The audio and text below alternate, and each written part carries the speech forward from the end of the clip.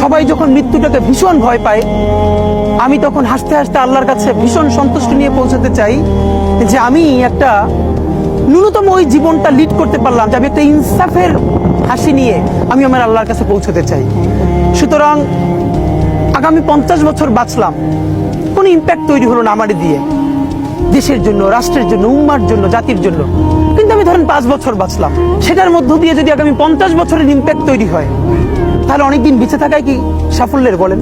শহীদ president Ziaur Rahman কয়টা দিন বেঁচেছেন, কিন্তু ভাবেন আজকে পর্যন্ত উনি আমার অনুপ্রেরণা। হাঁটতে হাঁটতে আমার পা ফুলে যায়, আমি আমার টিম সেদিনকে ব্যাগের মধ্যে জুতো নিয়ে তারপরে একটা শপিং মলে ঘুরছিলাম, মানে পা ফুলে গেছে, পা জুতোয় ঢুকাতে পারছিলাম না। তো জিয়াউর রহমানের একটা ওনার গল্প মনে পড়ছিল, যিনি মাইলকে মাইল যখন হাঁটতেন ওনার সাথে স্টাফদের পা ফুলে যেত, কিন্তু ওনার তো আর্মি ট্রেনিং আছে। তখন তাকে বলতো, স্যার আপনার তো আর্মি ট্রেনিং, আমরা তো আর পারি না। এই জন্য ওনাকে মানুষ রাখাল রাজা বলতো।